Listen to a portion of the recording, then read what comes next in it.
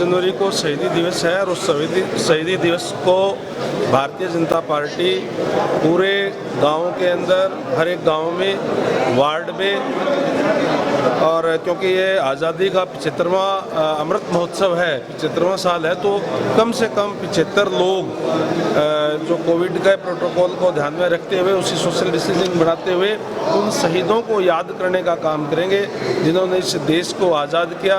क्योंकि 23 जनवरी को नेताजी सुभाष चंद्र बोस की जयंती को हम शहीदी दिवस के रूप में मनाते हैं, तो जहां हम नेताजी सुभाष चंद्र बोस को याद करेंगे, वहीं उन अनेक जो वीर शहीद, जो अनगिनत वीर शहीद थे, जो जिनको जो एक तरह से बेनामी है, जिनको नाम भी जो लोग नहीं जानते हैं, उनको भी याद करने का काम करेंगे। और जो गांव के अंदर जो स्वतंत्रता सेनानी है, जो शहीदों के परिवार है, उनका सम्मान करके उन शहीदों को याद करने का काम करेंगे। इसी के लिए आज हमारे बीच में हमारे प्रदेश अध्यक्ष ओम प्रकाश धनखड़ जी हिसार जिले के कार्यकर्ताओं की मीटिंग लेकर के गए हैं। 3 हलकों की मीटिंग यहाँ पर थी, हिसार, आदमपुर और नड़वा।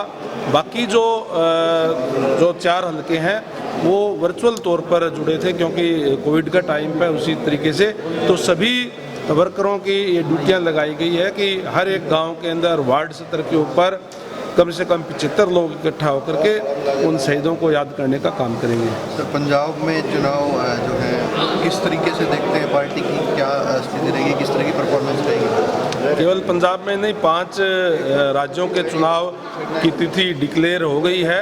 और जिस तरीके से मैं मानता हूं कि पिछले लगभग 8 वर्ष से आदरणीय नरेंद्र भाई मोदी जी के नेतृत्व में देश की जो सरकार चल रही है भारतीय जनता पार्टी की, और जो देश का गौरव जो है विश्व स्तर के ऊपर और बढ़ाने का काम किया है, ये इन तमाम राज्यों के फैसले भारतीय जनता पार्टी के हक के अंदर जो आएंगे, मैं ऐसे में जो है उम्मीद करता हूँ। कृषि कानूनों को लेकर कितना क्या प्रभाव रहेगा, क्योंकि इसका लगातार पंजाब में बहुत शुरू से ही विरोध रहा है, उसके बाद से अभी भी जो है।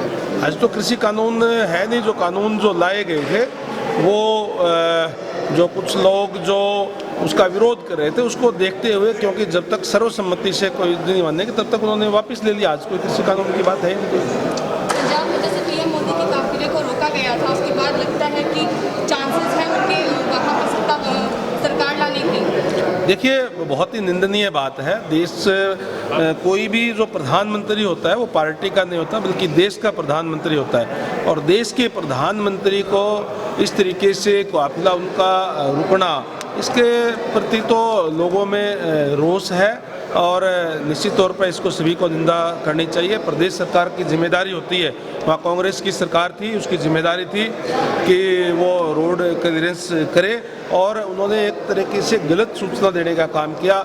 जब बठिंडा एयरपोर्ट से चले तो उन्होंने कहा कि रोड क्लियर है, जबकि लोग वहाँ प्रदर्शन कर रहे थे।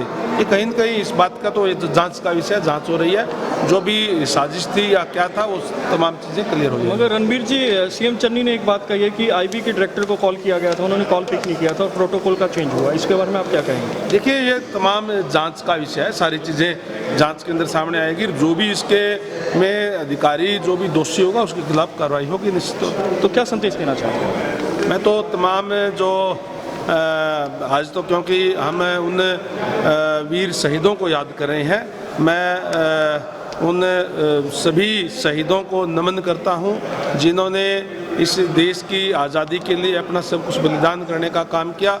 अभी हमारे जो अध्यक्ष जी हैं, उनके नेतृत्व के अंदर भी अंडमान निकोबार भी, यहाँ से हमारे जो कैप्टन भूपेंद्र जी हमारे जिला अध्यक्ष हैं, इनके नेतृत्व में भी यहाँ से काफ़ी लोग वहाँ गए थे और उस मिट्टी को प्रणाम करके आए हैं, जहाँ अपने आप को उन्होंने जो है इस देश की आज़ादी के लिए बलिदान करने का काम किया। वहाँ काली कोठरी के अंदर जो है उन्होंने दिन काटे, तो उन शहीदों को नमन करते हैं। और मैं तमाम प्रदेशवासियों से भी निवेदन करूंगा कि इस मुहिम के जुड़ करके 23 जनवरी को हम नेताजी सुभाष चंद्र बोस के जन्मदिन पर उन बलिदानियों को जो है नमन करने का काम करें।